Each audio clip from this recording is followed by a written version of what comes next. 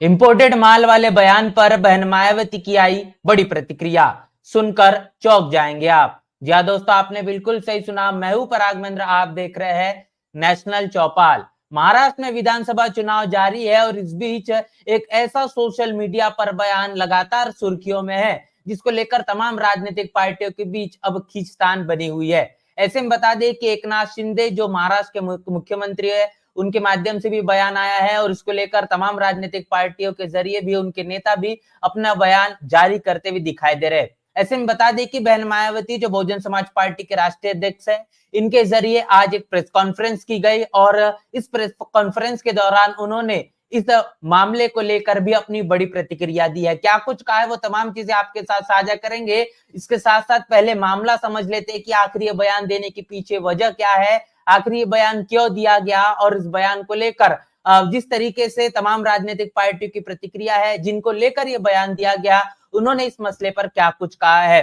तो बता दें कि अरविंद सावंत की तस्वीर में आपके साथ साझा करने जा रहा हूं। अरविंद सावंत जो कि उद्धव बाला साहब ठाकरे इस पार्टी से वो सांसद है और इनके माध्यम से एक बयान साझा किया गया है जो कि शाइना एनसी मुंबा देवी विधानसभा के जो शिवसेना शिंदे गढ़ जो शिवसेना है, इस पार्टी के माध्यम से वो विधानसभा चुनाव में इस वक्त लड़ाई है, उनकी चुनावी मैदान में वो दिखाई दे रही है। तो इनके जरिए इनको लेकर इन्होंने बयान दिया है कि जो शाइना एनसी है वो इंपोर्टेड माल है। इस तरीके के बयान, इस तरीके की शब्दावली का इस्तेमाल अरविंद सावंत इनके माध्यम से किया गया है और ये जब बयान वक्त के मुताबिक सुर्खियों में देखा गया तो इसको लेकर अब अरविंद सावंत के जरिए माफी भी मांगी गई है। लेकिन इस मामले को लेकर बता दें कि शाइना एनसी इन्होंने अपने एक मामला भी दर्ज किया है जिसको लेकर लगातार मुंबई और मुंबई के आसपास के तमाम विधानसभा क्षेत्र में मामला गर्म है।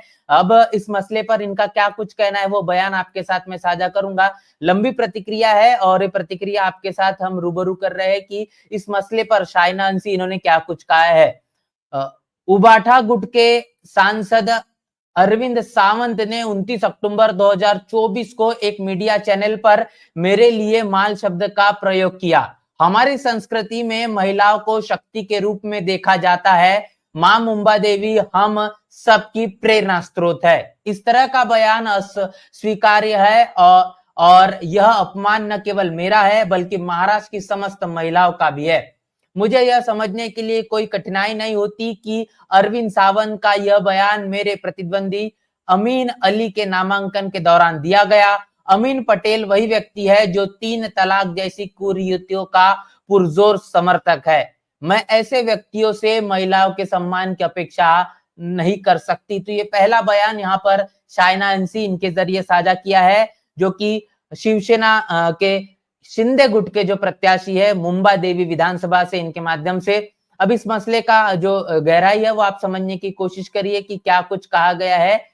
अरविंद सावंत जो कि शिवसेना गुट के जो सांसद है, जिन्होंने कहा है, जो मीडिया चैनल पर जो शब्द का इस्तेमाल किया है, ये बताता है कि उनके मन मस्तिष्क में महिलाओं के प्रति कितना मान सम्मान है। आखिर वो इस देश के खास तौर पर महाराष्ट्र में रहने वाले तमाम महिलाओं के प्रति किस तरीके का सोच रखते हैं। इस देश के अंदर भारतीय संविधान है लेकिन उसके बावजूद भी मनुस्मृति के आधार पर मन मस्तिष्क में जो गंदगी, खासतौर पर महायुति की जो सरकार है, इसके तमाम नेताओं के बीच कई बार देखने को मिलती है। इसी के साथ साथ महाविकास आघाड़ी के जो उद्धव ठाकरे की गुट के शिवसेना के माध्यम से जो सांसद है, इनके माध्यम से जो बयान जारी किया गया है, इनके द्वारा दिए गए शब्द का, बोले गए शब्द के माध्यम से भी समझ में आता है कि भले ही भारतीय संविधान के बदौलत ये संवैधानिक पद पर पहुंच गए लेकिन उसके बावजूद भी मनुस्मृति के आधार पर जो महिला विरोधी जो सोच है इनके मन और मस्तिष्क में कितने तह तक है,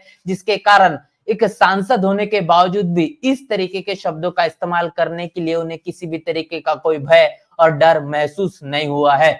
इसके साथ साथ ये जो अपमान यहाँ पर शाइना एनसी का इनका किया गया है, इनके माध्यम से ये कहना है कि ये बयान देने का मतलब सिर्फ और सिर्फ उनका अपमान करना नहीं, तो खास तौर पर महाराष्ट्र की तमाम महिलाओं का अपमान करना है। और इससे यह साझा होता है कि महाविकास आघाड़ी के तमाम राजनीतिक पार्टियां, जिसमें कांग्रेस हो, शिवसेना हो, राष्ट्रवादी कांग्रेस क्यों ना हो, तमाम राजनीतिक पार्टियों की जो सोच है वो समान है। ये तमाम राजनीतिक पार्टियां महिला विरोधी है और संविधान विरोधी है।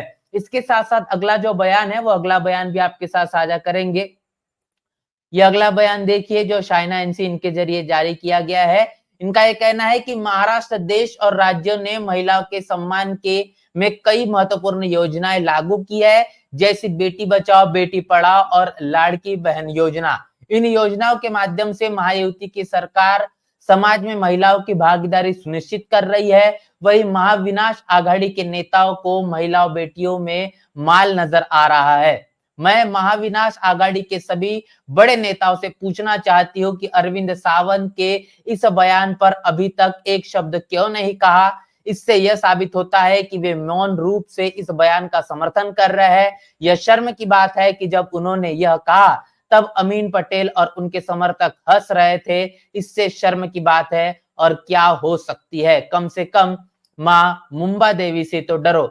इस बयान से यहाँ पर ये बात साझा करने की कोशिश की गई है कि जिस तरीके से महायुति की जो सरकार महाराष्ट्र में जारी है, इसके माध्यम से बेटी बचाओ बेटी पढ़ाओ जैसे तमाम योजनाओं को लाया गया। लाडली बहन योजनाओं का कहने के महाराष्ट्र में बड़े पैमाने पर प्रचार और प्रसार किया गया। ये तमाम जो योजनाएं लाई गई जिसके कारण महिलाओं को मान सम्मान देने का काम महायुति की सरकार के माध्यम से किया गया है। ये बात जिस तरीके से शाइना एनसी इनके माध्यम से कही गई है। लेकिन अगर इन तमाम चीजों के पीछे की वास्तविकता आप देखेंगे तो देखने को मिलेगा कि महाराष्ट्र में जब से इस खास तौर पर महायुति की सरकार सत्ता में आई है तब से लगातार महिलाओं पर होने वाले अन्य अत्याचार के जो मामले हैं वो बढ़ते हुए दिखाई दे रहे हैं। जिस तरीके से उत्तर प्रदेश में लगातार दलित और आदिवासियों खास तौर पर महिलाओं पर होने वाले अन्य अत्याचार अपने चरम सीमा पर है, उसी तौर पर अगर महायुति की सरकार की बात करेंगे तो जो खास तौर पर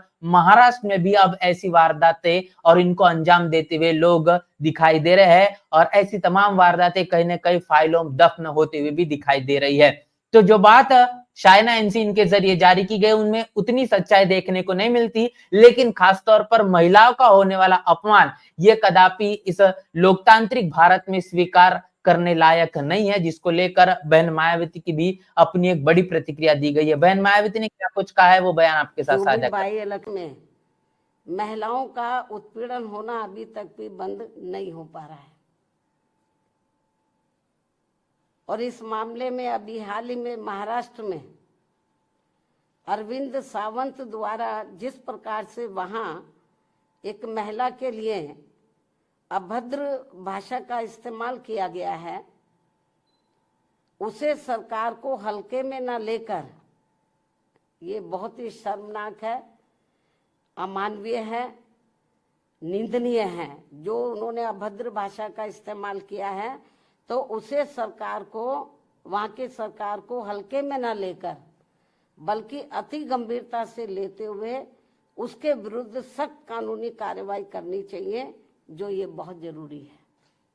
और ये ऐसा नहीं हुआ तो और लोगों के भी फिर मनोबल बढ़ जाएगा कि और भी बोलते जाओ और महिलाओं के बारे में, जो ये ठीक नहीं है। बयान बहन मायावती का जारी किया गया है, जिनका ये साफ तौर पर कहना है कि किस तरीके से भारतीय जनता पार्टी की इस महाराष्ट्र में और झारखंड और तमाम प्रदेशों में होने वाले उपचुनाव को लेकर भी बयानबाजी जारी की जा रही है कि बटेंगे तो कटेंगे। इस तरीके की शब्दावली, इस तरीके का जो एक नई योजना बनाकर बीजेपी फिर एक बार सत्ता को काबिज करना चाहती है। ये बात फिर एक बार साबित होती है कि जब जब भी चुनाव आता है उस दौरान भारतीय जनता पार्टी हिंदू और मुस्लिम करने में लगातार लगी हुई रहती है। उसमें प्रधानमंत्री मोदी क्यों ना हो या फिर उत्तर प्रदेश की बात करेंगे योगी आदित्यनाथ क्यों ना हो, खासतौर पर लगातार योगी आदित्यनाथ महाराष्ट्र में अपने चुनाव प्रचार के दौरान इसी शब्दों का इस्तेमाल करते हुए दिखाई दे रहे हैं और जिसको लेकर अब तमाम तरीके की राजनीतिक पार्टियां, खासतौर पर महाविकास आघाड़ी के तमाम राजनीतिक पार्टियां इस पर अपनी प्रतिक्रिया भी साझा कर रही है। बहन मायावती ने पूरे मामले को लेकर जो कुछ कहा है, खासतौर पर अरविंद सावंत जिनके माध्यम से शाइना एनसी इनको लेकर जो बयानबाजी की गई है, अब इसको लेकर तमाम राजनीतिक पार्टियों की अपनी अपनी प्रतिक्रिया है। बहन मायावती ने साफ तौर पर कहा है कि बहुजन समाज पार्टी का शासनकाल जब उत्तर प्रदेश में था तो इस तरीके की वारदात या फिर खास तौर पर महिलाओं को लेकर अपमानित करने वाले शब्दों का इस्तेमाल कतई नहीं किया जाता था।